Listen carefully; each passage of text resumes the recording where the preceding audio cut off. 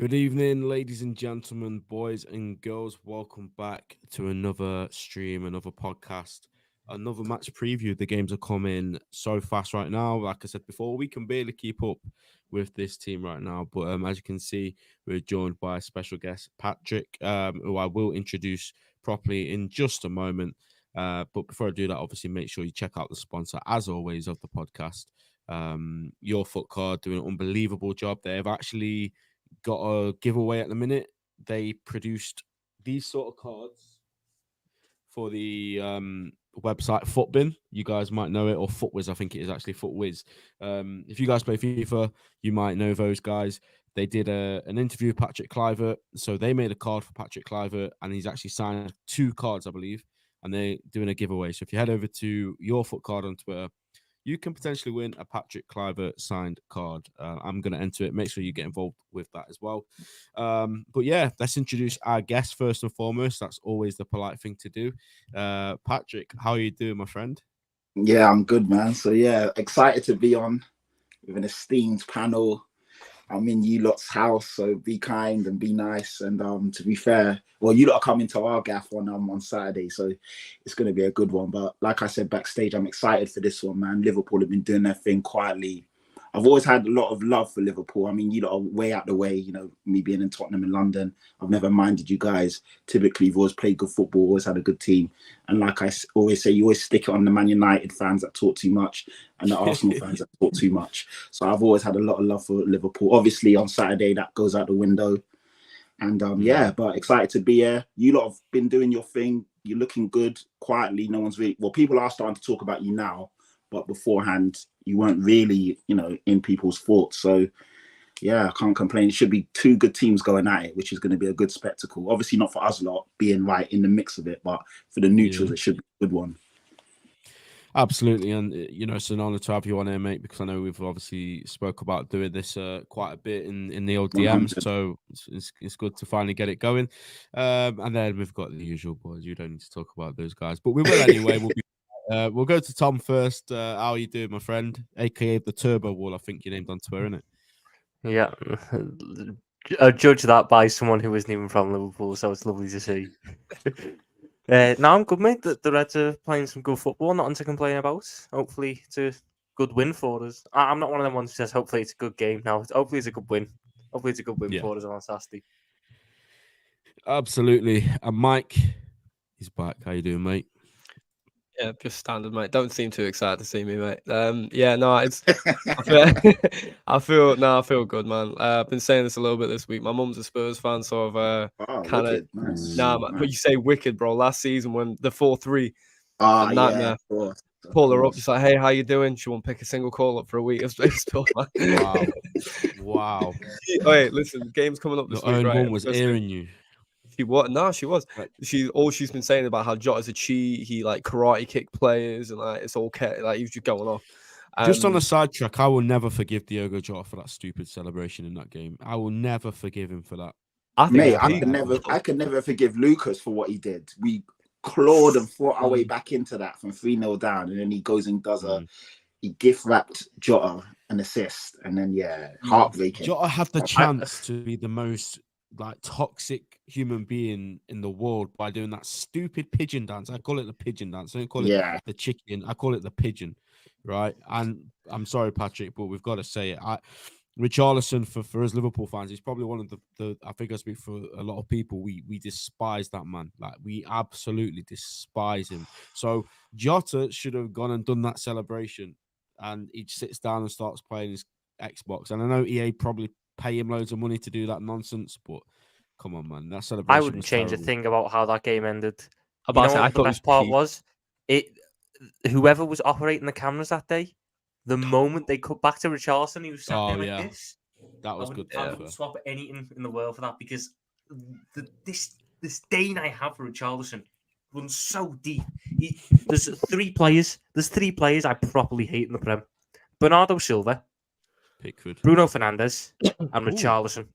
Why Bernardo? I don't get that one. What's the? There's the deep lore with that, but go on. Okay. Bernardo doesn't really like us, so I don't really like Bernardo. He said that they all need to go and read a book. or something. Yeah, Oh, okay. he's Oh, still in the wow. league. Nice. Yeah, I didn't know I about remember that. when we were doing the what's it called when they applaud you when you walk on the pitch. He was the only one who Yeah. didn't. He's a- Oh, really? He It's walked that deep? away. yeah, Yeah, yeah. He it's walked weirdly away, turned deep. his back and walked away. I But, will, and I will say go on, that mate. I think I'm the only person that doesn't really hate Richarlison out of all the four boys Really? here. Now, listen, I'll say now, like I used to hate him. I used to make my blood boil. But the reason I don't hate him now is purely off of the way I think it was Deeney and Antonio or Wilson and Antonio spoke about him. Wilson I and thought Antonio. for me, I don't know what it was, but for me, the moment they said that, I have started rooting for him a little bit because I hate the way professional footballers that are still playing the game felt like it was okay to mock him. So, like, listen, I don't Wait, I don't what really care happened? about him too much. They were on a podcast. Correct me if I'm wrong as well, Pat. But they Yeah. have their little podcast, don't they? Yeah, And they do. Yeah. basically started mocking him about how he doesn't score goals, about he's just crybaby, he's over emotional. That started mocking him. And I think for me, like it's one thing for pundits or spectators, like we're just spectators, really, aren't we? We can have our 2 cents because we're all couch commentators. But when you're in the game, I feel like it's disrespectful. I feel like it's wrong. So, like from my point of view now, as long as he doesn't do anything against us, doesn't do anything unbelievable, I want him to do a little bit better than Antonio and Wilson. So I just To be I fair, know he can't be doing much worse than Antonio. We didn't even show up to the podcast this week, yeah, apparently. I know what you're saying, but I just as I say, don't it's know, just me being neutral, isn't it? But yeah, fair enough. Let's get straight into it then. We're gonna go straight to Patrick because I want to know why Tottenham have all of a sudden become good sort of overnight. Like, with no disrespect, like when we was watching Tottenham last season, and obviously like over the last few years with Nuno, Mourinho, um, all of a sudden, mate, you've lost your captain, probably the best player you've seen at Tottenham. Correct me if I'm Yeah. wrong. 100%. So 100. how all of a sudden, mate, have you lost him? And let's be honest, the window on paper as well, like it was decent, but not many people would have thought, okay, that window means Tottenham are gonna be back up there. So what's happened, mate? What's Ange done that's working really? You know what? It's a funny one because you say all of a sudden, and I get it from someone that's not really following the club. It looks Yeah, of like course, that. yeah. But a lot of the components have quietly been there, but we just had the wrong manager. Like Basuma's not a new signing. He was there last year, but he wasn't used properly, and he was just literally thrown in a scrap heap. And everyone can see how good of a player he is. The same with Sarr. Sarr was at the team last year, hardly got a kick. Højbjerg and flipping Skippy was starting in front of him every game, which is criminal. And then you've had obviously people like Romero, who a lot of fans who aren't Spurs fans don't really appreciate how good he is. But when he was paired with Davinson Sanchez and Eric Dyer, you were never going to see the best of him. So there's these players that have been there. Pedro Porro came in January, another good player, but again, in an awful system, you didn't see the best of him. And then, yes, we have added some players as well. Ange Postecoglou has made sure that the guys he's brought in fit his ethos. He's a guy that wants to play on the front foot, wants to play attacking football, pass the ball forward. And he's just instilled that bit of belief and just, you guys can play, go and play. And other managers wanted to put the handbrake on, restricted the players. They couldn't do certain things. This guy's just said, go and play, believe in yourselves, hold on to the ball and play football the way you want to play football. And the signings have really worked as well. Maddison, what a player, man. That guy for 40 million, that's unbelievable business. The guy's, it looks like he's been at Spurs for years and he's literally only played 5 or 6 games. Insane baller. Like, the guy can do it all from a playmaking point of view. And we've not had that kind of player in our team since Eriksen. So he's someone we've been screaming out for. For me, I was fuming. We go and get Maddison and we lose Harry Kane. I was like, you just couldn't make it up. But luckily, so far, and it is early days, so you don't want to go too crazy. So far, Yeah, of course. it hasn't looked like we've missed the goals. At some point, there will be a point where we start missing Harry Kane's goals. But as it stands right now, everyone's chipping in, which is great. Sonny coming in and being a leader, playing the number 9, and I'm really excited because you guys obviously play on the front foot. You play a high line. That's going to suit Sonny to a T.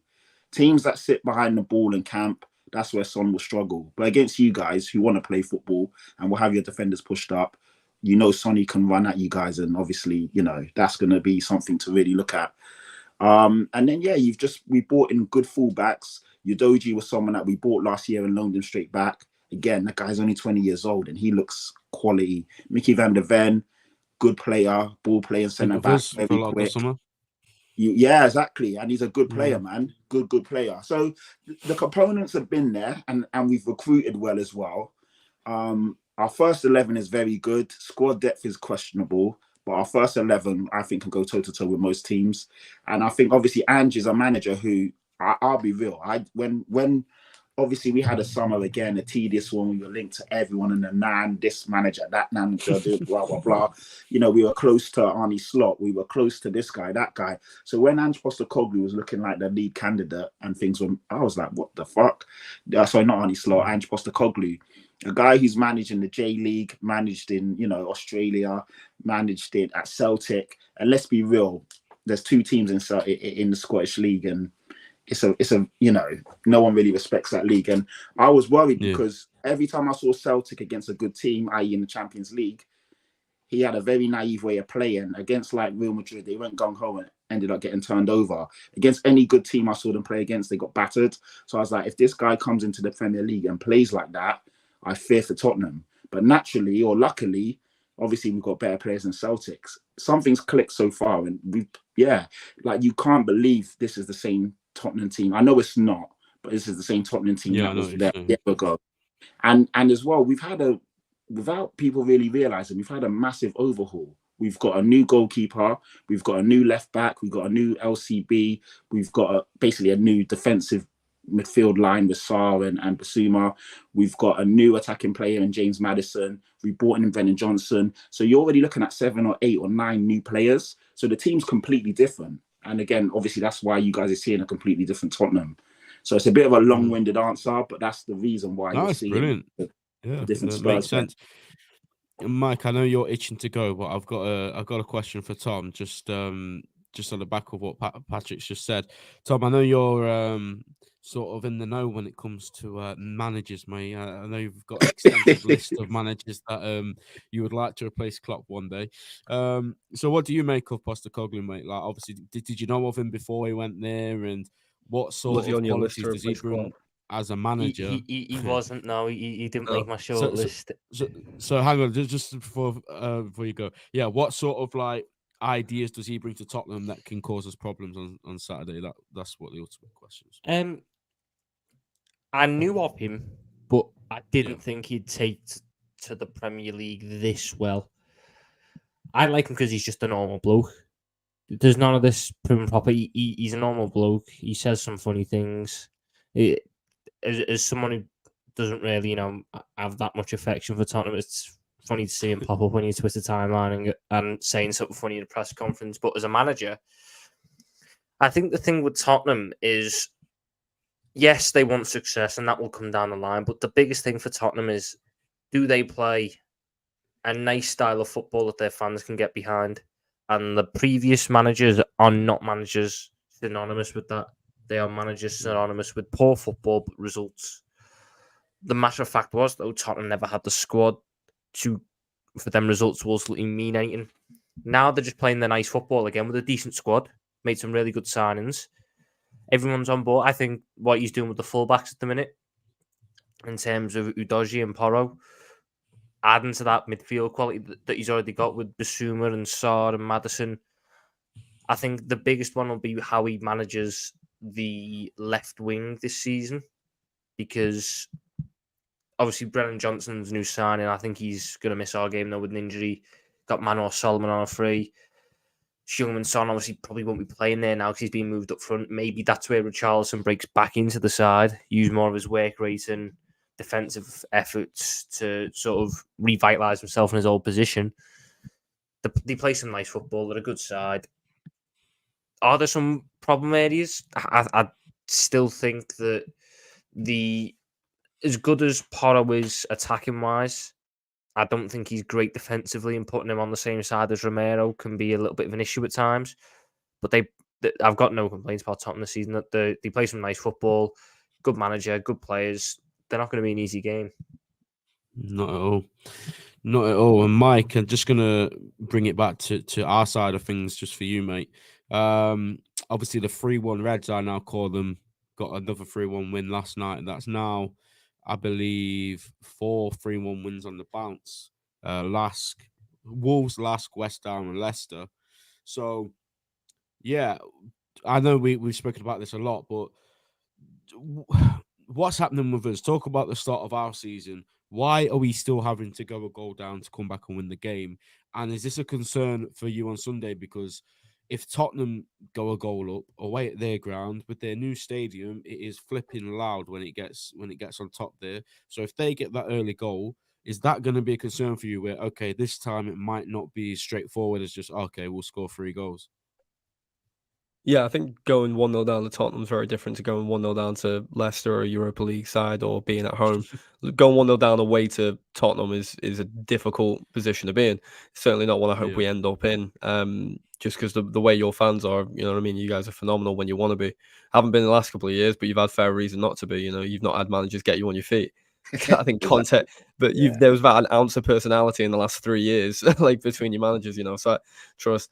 But no, listen, I think this season there are a couple of ways you can look at it. Yeah, like I've seen a few people criticize us defensively and say, you know, we should be doing better. But for me, it's just seeing the spirit of the team is just, you know, being able to come back consistently like that and not look drained from it, but look enthused by it. I think is a hallmark of a good side, hallmark of a young side that's still learning. And you know, not everyone's 100% yet. People are still learning the way it is. You're talking about overhaul, Pat. You know, we've overhauled our midfield as well this summer. You know, we've got rid of pretty much what you consider the majority of the leadership team, and you know, replaced them all within one summer. Promoted a few up through the ranks, and they've all turned up and started very well, thankfully. You know, for me, I just think it's something to be excited about more than anything. I feel like Tottenham and Liverpool are in a very similar transitional moment in the sense it's year one in a lot of ways. This new team that is presented under the manager is year one for us. Obviously, we've had Klopp for a long time. This is a second phase for him. You know, it's the first year under you know, yours. So I was about to try and say his last name. Too late for me to even say that without. Postecoglou. I appreciate you. I can't pronounce any word. You'll learn that about me, bro. I struggle with Tom's name, to be honest, mate.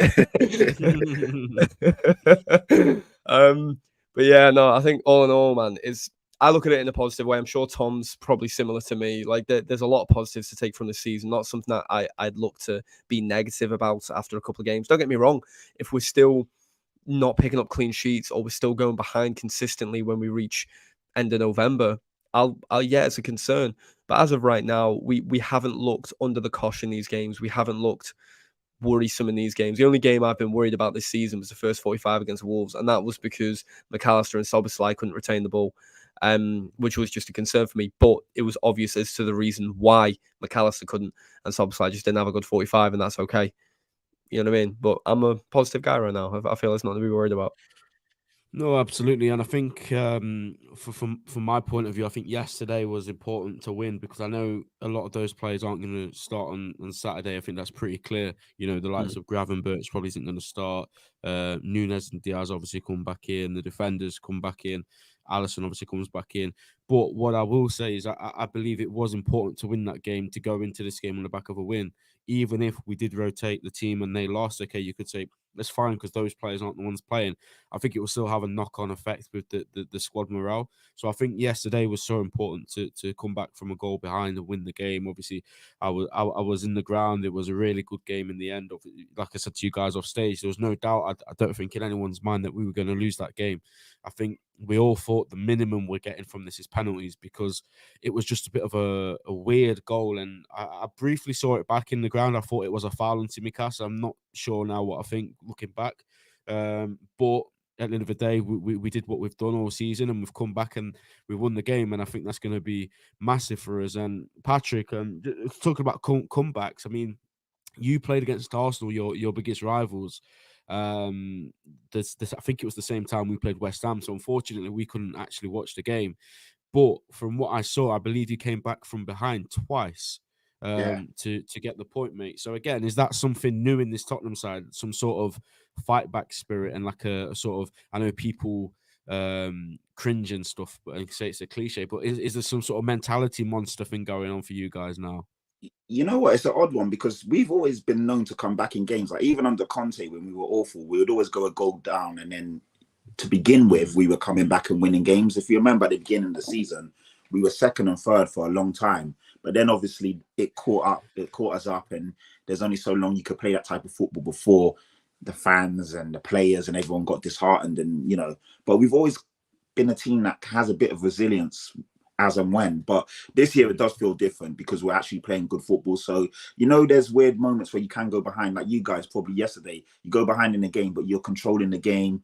You kind of like, how the hell has this happened? And you're going to start going, you're ticking over, moving the ball around, and you'll get the goals. But last year, under Conte, we were just awful. We were always under the cosh. So we're going to go behind and then having to turn it on. And that can only work for so long.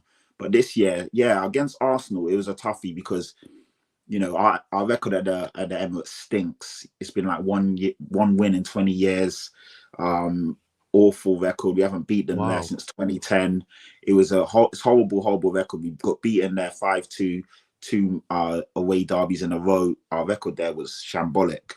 So, and for me, I was excited going into the game because it was our first proper test. Because let's be real, even though Man United on paper is meant to be a tough game, they're fucking shocking at the moment. So, when we played them, it was an easy win, even though their fans would tell you, if Bruno would have scored or this, but it didn't happen, innit? The game was comfortable. We were comfortable throughout it. They're very good at doing that, speaking in if Bruno scores in the first half, but he didn't. Do you know what I mean? And then after that, we were cruising. It was one of our easiest games, if I'm being real. We was totally in control, beat them 2-0, clean sheet, didn't really do anything. So that was meant to be our first big test. Obviously it wasn't. So Arsenal away is a tough game. And it's our sixth fixture. I was excited going into it. We were level on points, yada, yada, yada. But I was like, maybe it's too early in this new team's, process or phase or whatever you want to call it. But to be fair, we stood up and we went toe to toe. I said it before on other streams. I just wanted to see the boys play our brand of football, not cower. And if we lose, we lose. But, don't sit behind the ball. Don't change what we've been doing. We've been playing so well going into that game. I didn't want to see us then just show them too much respect or totally change and, get beaten. And, we went behind. Then we started playing. We totally bossed them. At the end of the first half, we had that 65% possession before we scored. And in second half, you saw, as you guys probably saw, we pretty much dominated most of it. I was a bit annoyed when he took off Maddison and Son in like the 77th minute because I thought they was there for the taking. But then I also understood that maybe he's an experienced manager. He didn't want us to get hit with a sucker punch because obviously Arsenal have done that. They did that to Man United. They've done it a few times where they kind of counter you and then they end up winning the game. So he probably is that, let's protect this game. We're not going to lose it, but at least, let's not throw it away. But no, I was proud to see the way we played. I was proud. Arsenal, everyone says they are a good team. I'm not going to be disingenuous. They're a good team.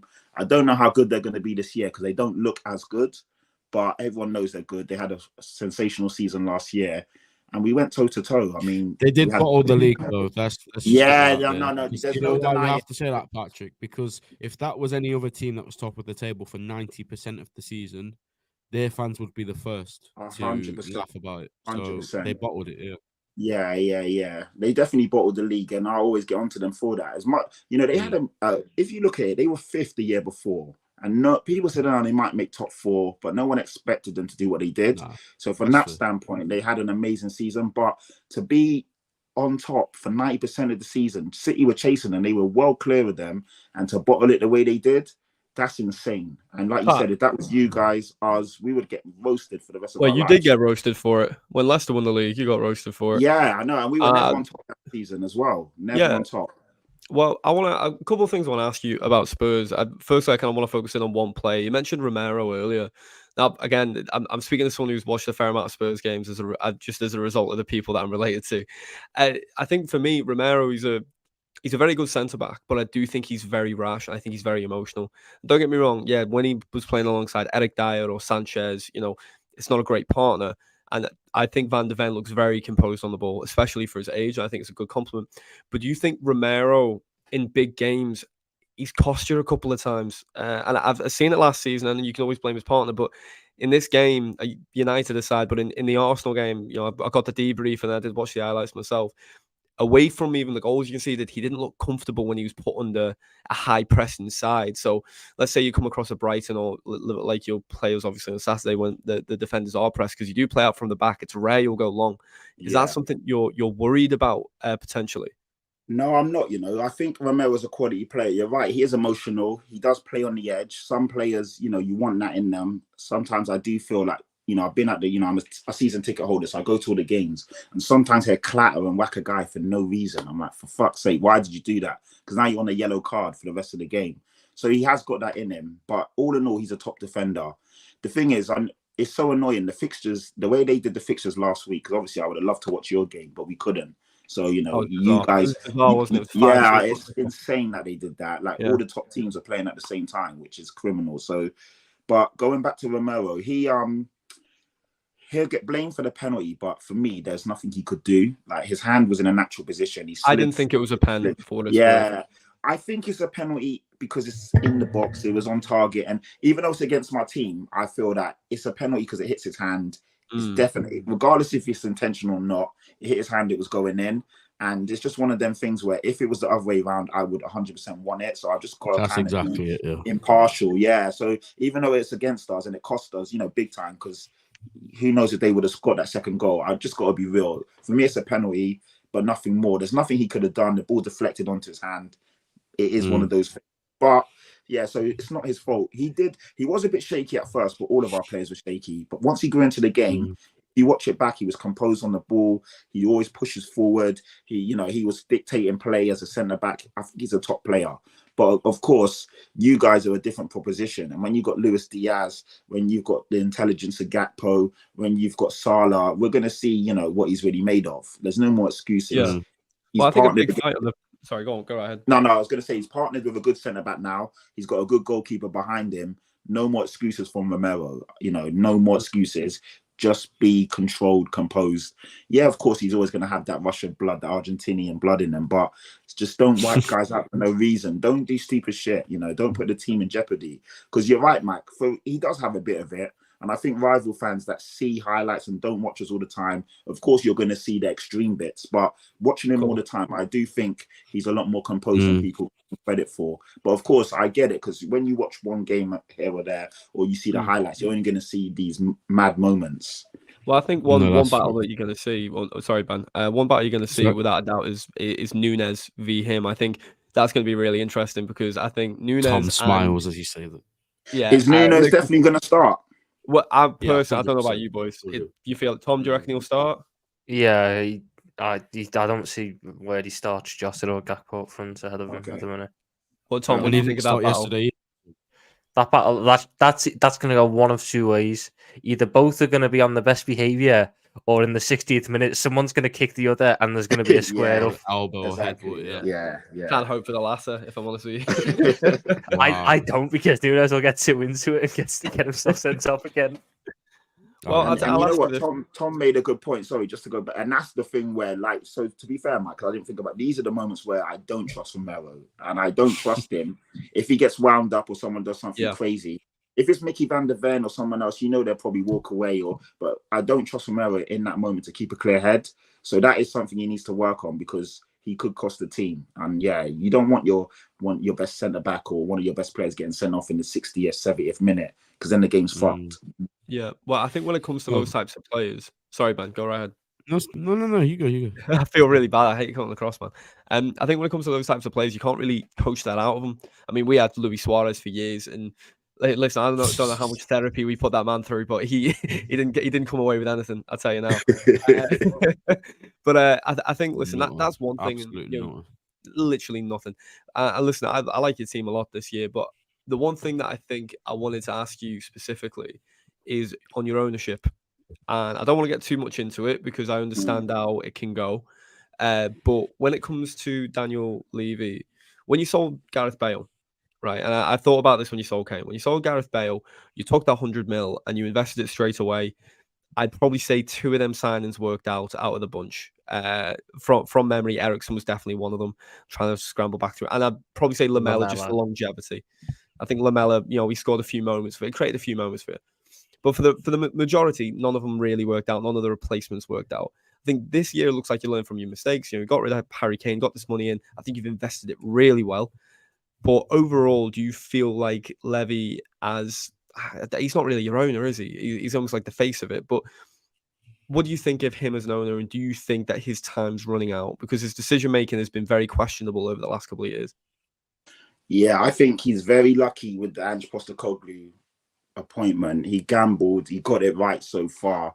And it's taken a lot of flack off him because the fans, I mean, every game last year, home and away, we were screaming and chanting Levy out. And you could clearly hear it. It's the first time the fans in unison has just come to the agreement that this guy's not good for our club. And selling Harry Kane, for me, is a travesty.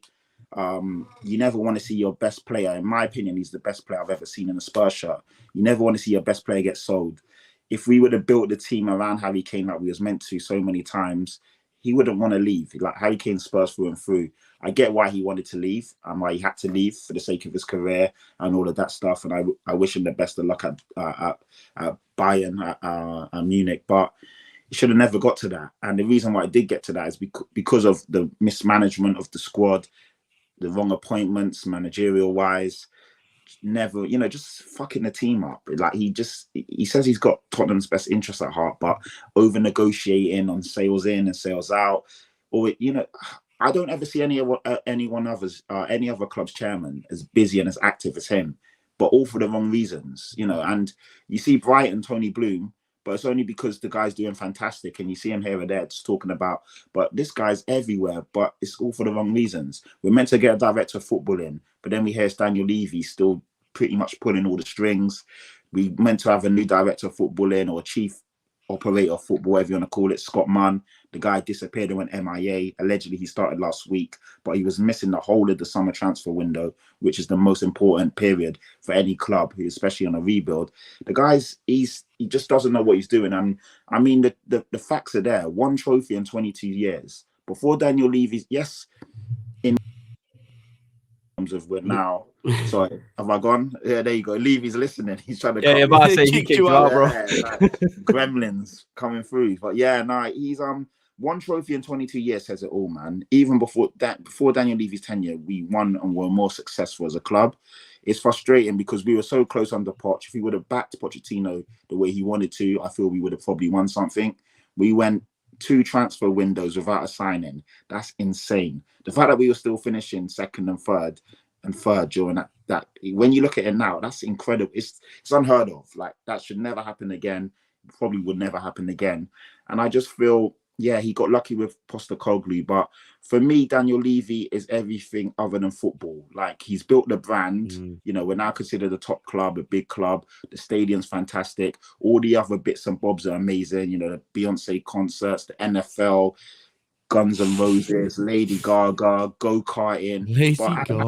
As a football fan, I just want to see a good footballing team in a nice stadium. All the other stuff to me doesn't mean much. It's great Beyonce, if the football's go-karting, like, what's that got to do? You know what I mean? Exactly. That would actually kind of annoy me if I seen FSG putting It Beyonce. winds me the fuck up, and because obviously you guys don't know, but I'm 15 minutes away from the stadium. So when all this shit is happening, I can't get in and out of Tottenham. So it winds me up when I see all of this. If the money's invested back into the club, brilliant, fantastic. But if it's not, then who gives a fuck? So right now, and Mike, you made a good point about investing the money back in. We pretty much probably didn't. We spent what we would have spent if Kane was here or not here, if you get what I mean. It's not like we spent a lot more than other clubs. Typically, most clubs spend about 100, 150 million, like ambitious clubs, every summer. We spend that this year. So it's not like we spent more because Kane's money came in. So I'm not really sure if the money's been invested. If we spend big in January or in the summer, cool. But right now, we pretty much have spent what we would typically spend anyway. Yeah. No, that's fair enough. And look, I think we could talk about ownerships all day. There's a lot to be said about ours as well, which we won't go in there because like I said, we'll be here till way past end up midnight. going around a rabbit hole. Go around. Yeah, exactly, mate. So I'm gonna bring Tom back in, and we're gonna go back to this game. Tom, the away games in the Premier League so far have been Chelsea, Newcastle, and West Ham. And given Tottenham's form, my question to you is: do you rank this game, and this is including Chelsea, as the toughest away game so far? And if it is, what do we have to do to make sure we get those 3 points, mate? I still have Newcastle as harder, but that's just because of St James's Park. I think that going there and getting a result is a little bit more tougher than going to Tottenham's ground. And especially when you consider the way the game went and everything. The one thing I will say is our Chelsea result looks worse and worse with every week that's gone by, which is a very annoying thing. But how do we beat Tottenham? It's going to be a tough one because if Madison's playing, I don't know if he's playing or not. I know he had to go off in the North London derby. He done his knee like 5 minutes before and off a tackle from Højbjerg, not Højbjerg, Jorginho. So I don't know if that was a part that played in it. Maybe that's sort of something that is going to hamper him. If he plays, we have a little bit more of a problem because we don't really have anyone who you can stick on him and just cut the passing lanes, bar and Endo. And I don't think Jurgen Klopp's going to chuck Endo in. So I think for us, we just have to focus on our game rather than neutralising them. And I think we have some really good matchups. I think as good as Destiny Dodgy has been, there's a difference when you come up against Mohamed Salah, who I still believe is the best player in the Premier League, playing like one of the best players in the world this season. If Udogie I know he wants to attack. I know he's a very forward-thinking fullback. If he gets caught out, where Saka might not punish him, where other wingers like, I don't know, Sheffield United's one who was just awful, where them ones won't punish him, Salah will. I think on the other side, Luis Diaz up against Pedro Porro, if Diaz decides to be a little bit more direct in his nature instead of what I believe he does at times, which is get the ball, take on a man, and then go, wow, that was good, that. Right, let me take him on again to make it even better. And sometimes the attack almost dies off because he gets stuck on one man. If he's just direct like he has been for the majority of the games this season, then he's going to cause Porro a lot of problems. The most interesting battle for me, though, Szoboszlai versus Basuma. I think that one is going to be a really interesting one to watch in the middle of the park because Basuma, when he's on it, I think he started the Arsenal game a little bit slower, albeit I didn't watch much of it. I had it on my phone because brilliant fixture sort of things. I thought he started that game a little bit slow, but he grew into it. And when he grows into games, he's so good at protecting that ball. And I think Dominic Szoboszlai is so good at winning that ball with his press. So I think that's going to be a real good matchup to watch out for. And then when we've got the ball with him, I think Basuma's a very good defender. I think Szoboszlai is a very good attacker. It's going to be a really good one. I think another one that might be interesting is whoever you play on the left-hand side. Because I don't think it's going to be Brennan Johnson again because I don't think he's going to recover from that. It looked like a pretty bad one. Yeah. So if it's Solomon or if he moves Son back or he puts Richarlison out there, it'll be a really good one to see if we throw Trent back in. If Trent's available for the game, which is the first thing, is he available? If we throw him back in, yeah, or do we go for another game with Joe Gomez? In some capacity. He was playing some sort of football today, so I don't know what that means. There's loads of interesting matchups. I mean, yeah, I think we are better than Tottenham. I believe we're better than Tottenham, but it's by no means an easy game. And where Jurgen Klopp has got a lot right tactically this season, I think we need to have one of his best tactical performances if we're going to get the win against Tottenham because of everything around it. I don't think, unlike Newcastle who settled and coasted, I don't think Postecoglou allows Tottenham to coast. Yeah. Even when they've been winning against United at 1-0 and United were not doing a thing. You might as well just been playing against 11 men behind the ball. Postecoglou wasn't allowing any coasting. He was making the right subs.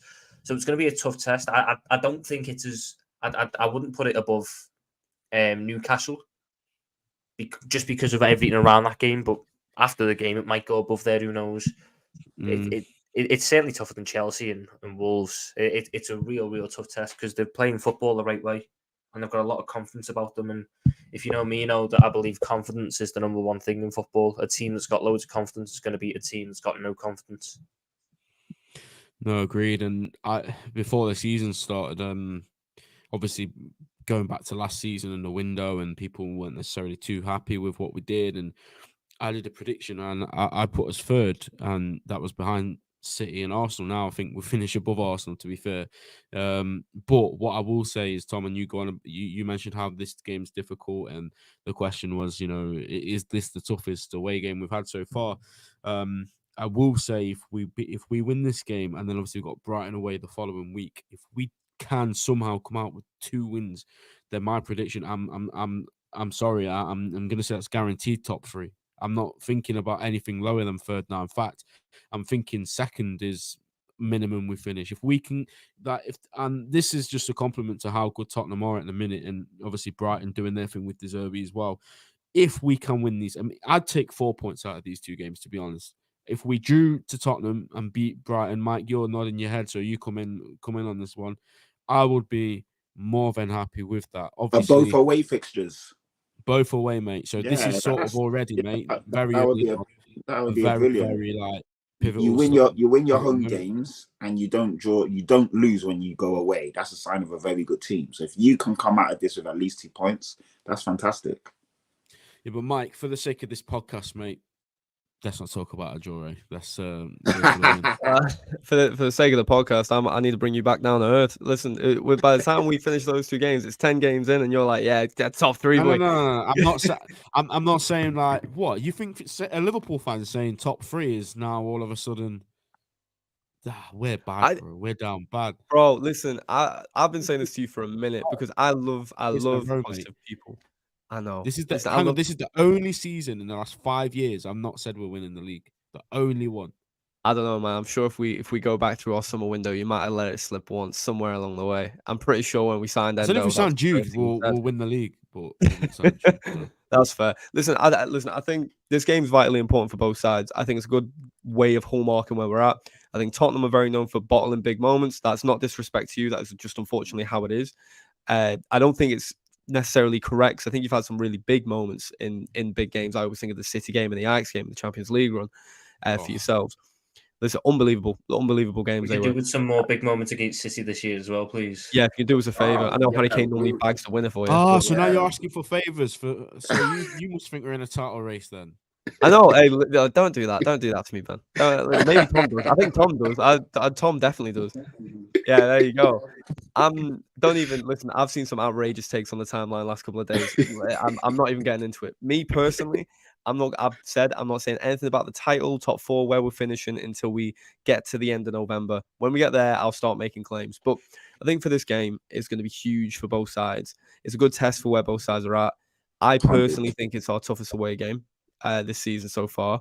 I think before the start of the season, to be honest, I would have been with Tom. Newcastle up till the Spurs game is the toughest away game. I think with the way the season's gone, the way that all these teams, honestly, with the way some of these teams have played, I think Spurs just you look vicious. I think the way you've adapted to losing your biggest player is just sensational. So listen, it'll be very interesting to see what happens. But I think by no means, if we win, do we enter any sort of conversation for a race. It also means by no means it's a statement without a doubt. It's a statement for either side. I think it'll be a score draw. I've been saying that all week. I think it's got 2-2 written all over it, to be honest. I think there'll be a contentious decision in there too, probably as well. But we'll see what happens. That is interesting because our good friend Yuvraj said the same. He predicted a 2-2 draw and it'll be an end-to-end game. So we'll get on to predictions in just a moment. And Patrick, this is what we love to do here, mate. We love to put our guests on the spot. We're going to put you in Postecoglou's office, and you are going to pick the starting 11. Okay, all right, cool. So obviously Vicario goes in goal. That's a no-brainer. Yep. I'm going to go Pedro Porro on the right. Even though, like you guys have said, defensively, he's not the greatest, but he brings a lot going forward. And he's been better defensively in the last couple of games. So, there you go, Pedro Porro. On the left, we're going to go Udogie. Like Tom has said as well, very good defender. Sorry, very good attacking left back. Defensively, he still needs to learn a lot, but he is young. Saka scared the life out of me when he was running at him on Sunday. Obviously, Salah going at him is going to be, but at the end of the day, he's got to be in these big tests against these top players for him to learn. He's 20 years old, but he's a very good player. The centre backs speak for themselves. On the left-handed side, you're going to have Mickey van der Ven, what a baller. And then obviously on the right-hand side, you're going to have Romero. So that's my back line. Defenders, you guys already know it's going to be Sarr and Basuma. It's a no-brainer there. Is this the formation you want then? Because this was the pre. Yeah, that's fine. Yeah, that's perfect. Yeah, it makes sense. Basuma on the right, yeah. Yeah, Basuma on the right, on the left. They interchange. It doesn't really matter. But So yeah, there you go. And then this is a tough one because I don't know who's really fit. Madison, I'm going to put him in the 10. Let's just hope and pray he's okay. They're saying all the signs are that he's going to be all right, so we'll just put him in. I'm going to put Son up top. I think that Son will definitely start as a 9 because you guys play a high line and you're ambitious and you go forward. And that is the hallmark for Heung-min Son brace. Left-hand side, I'm probably going to put... This is a tough one, to be fair. I'm going to go with Solomon. And then obviously Kulusevski on the right. I think that probably makes more sense considering how the season's played and who's been starting and who's been getting minutes. There we are then. That is Patrick's team. He believes will face Liverpool. Let's go for it. So Rosario in goal with Dogi, Van der Ven, Romero, Pedro Porro, Sarr, Bissouma, Solomon, Madison, Kulusevski, and Heung-min Son up front. What's the score going to be, mate? You know what? I'm gonna have to back my team on this one because I hate you guys, and I actually like Liverpool. I've got no issues, but you lot are our bogey team. Like we're just cursed. You could put a hex on us. We just can't beat you, no matter what happens. Going all the way back to when we beat you last at Wembley 4-1. You know when Lovren had a stinker and he got hooked at half time. That was the best thing that ever happened to us. By the way, thanks for that. Ever since Virgil then, side like no time. Yeah, ever since then, no matter what happens, we've had so many good chances and we've ended up drawing games or losing games. So even though my heart probably says a draw, a score draw, like a 1-1 or 2-2, but just for the sake of us getting this horrible hex or hoodoo off, I'm going to go 2-1 Spurs because I have to. Some of the chances I've seen you miss in the past couple of years against us have been insane. mental. I know. I've watched Harry Kane miss a 5-yard header. He's He headed it into the ground and over the bar. Yeah, exactly. It gives me PTSD. The amount of chances that we've seen when Steven Bergwijn hit the post twice in the same game as well. Like guys, I mean Bergwijn, forget him, he is shit. But other guys are missing chances that they would never miss. So I don't know what you guys have done to us. I don't know who's pissed on the goalposts or if someone's killed a squirrel and buried it under the pitch. But we just need to get this hex off us. So yeah, 2-1 Spurs. I've got to believe it. There we are. Patrick's confident and big up, Geordie. Obviously, you got your big win against Man City yesterday, and I was telling Tom backstage that I think they just need to get the red ribbons out, to be honest, because if City aren't in the competition, then it's there for the taking. And Tom Mike put his head against the microphone, but it's fact. City, I will say this loud and clear, are the only team that fears me in this country. I'm sorry. Obviously, this could age very badly because we're playing Tottenham on Saturday, but in terms of putting the fear into me, City are the only team where I'll wake up and I'll be like, oh my God, today we're playing Man City. I agree with you. But before you go to Tom, like last season, Bournemouth away, does anyone not have PTSD from that game? And we've got Dom in the cup. Dom Soberslide now, mate. I don't want to hear that. I don't want to see him near the 11. It's a cup game away from home, which will be sandwiched in between two big games.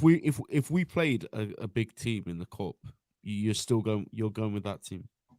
That is the team we'll play all the way up to the semis. Like that is pretty much. All right, then I think it's good enough to beat Bournemouth anyway. Yeah, we got Gravenberch. Listen, bro, I'm just saying our ribbons on the trophy after one round. If Jones's name was Curtis Jonesinho, mate. Bro, I love Curtis Jones. Don't throw that. I like Curtis Jones, by the way. I think he's a good player, man. I think he gets just as some of your fan base. I'm not saying you guys, but some of your fan base are so ungrateful. He's a good player, man. I'm gonna take this off the screen while you do. Yeah, every time I've watched him, I've been quietly impressed. I think he's technically very good. I've seen him good finishes, good assists. I like him, and sometimes when I see some of your fans talk, I'm like, wow, is this the same guy I'm watching? I think he's a good player. Yeah, clip that and at everyone.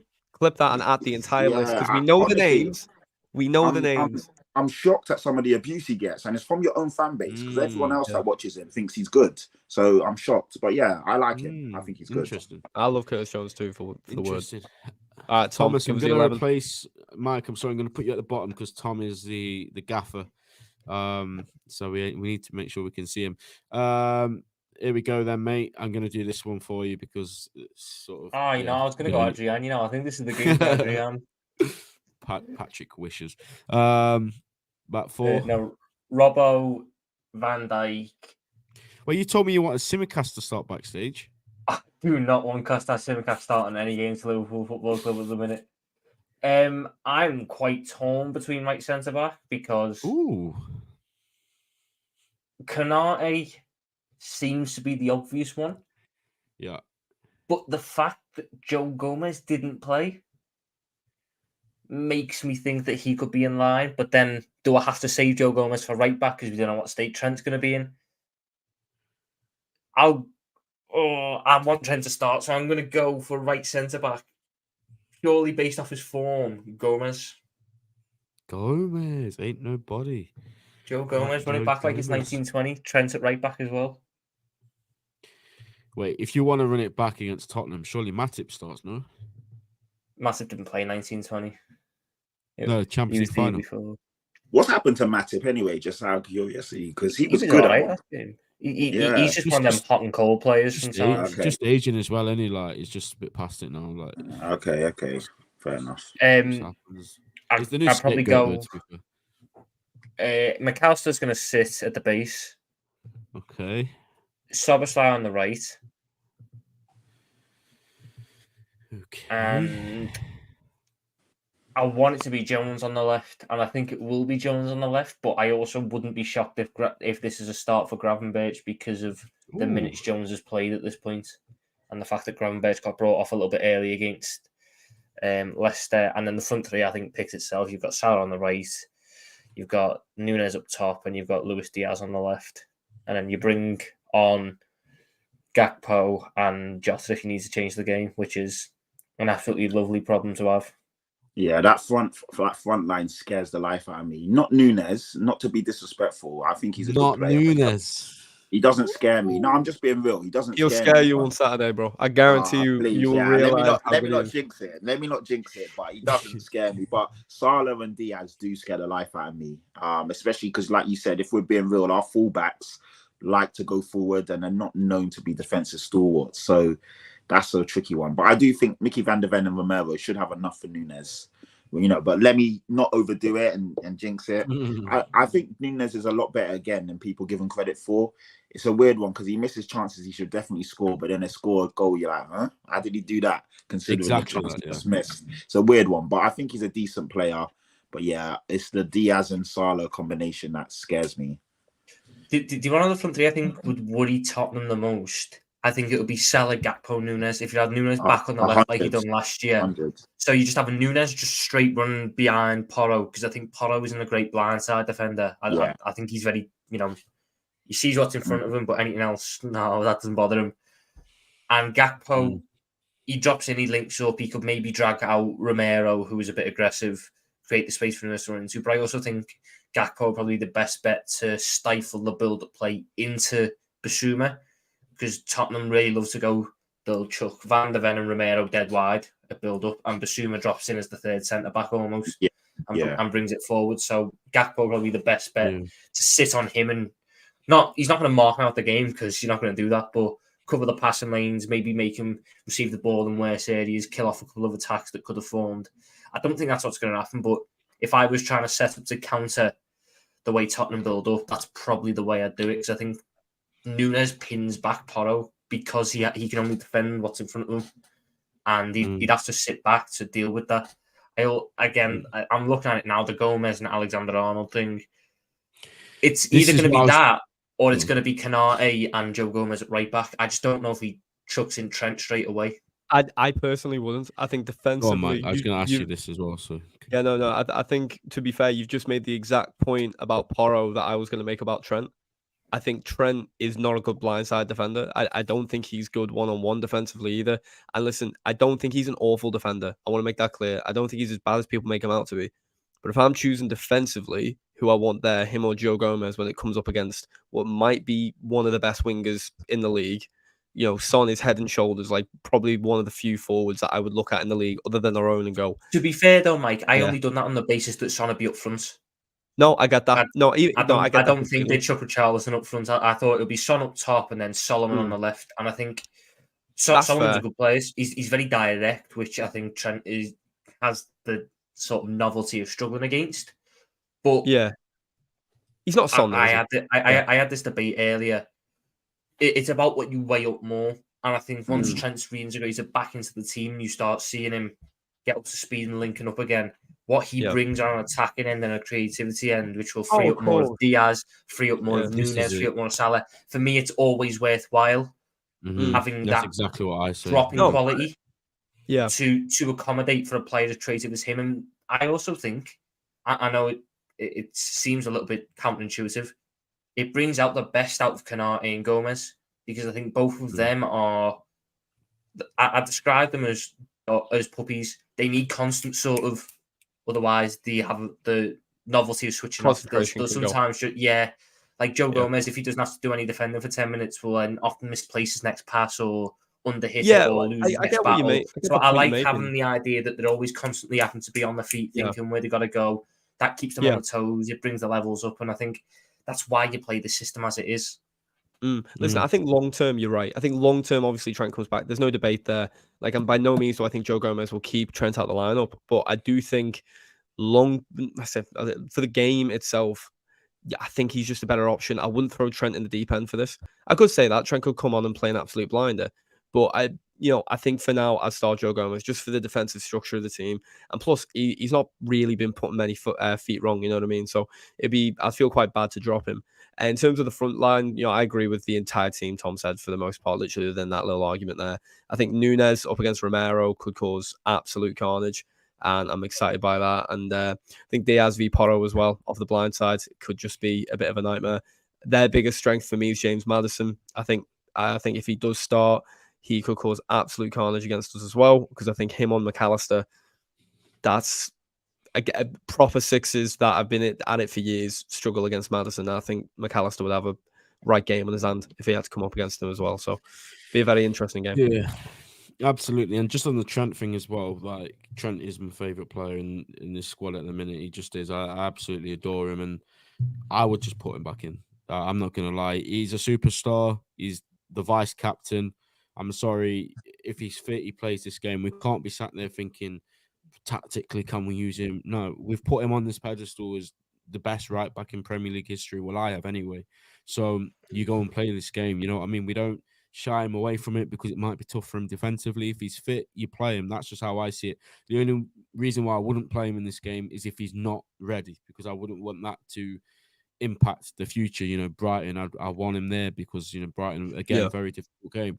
So tactically, I know I 100% get the argument for Gomez, but I just think if Trent's available, I just don't see him not playing. He, like I said, he's a superstar. He's the vice captain. He's in the leadership group. We have to be playing him in these games because this is a big game. This is a huge game. So that's my little thing on Trent. But the rest of the team, I do agree with, to be fair. I think the interesting one as well is Endo, because like we said, McAllister's not a DM.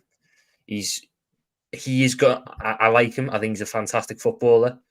I don't think we've seen the best of him because he's had to sacrifice a lot of his game to fill in this spot. Can you not see that happening though? Can you not see him being almost like Gini Wijnaldum in the sense that I don't think we're going to play a standard six anyway. I don't think we do that anyway.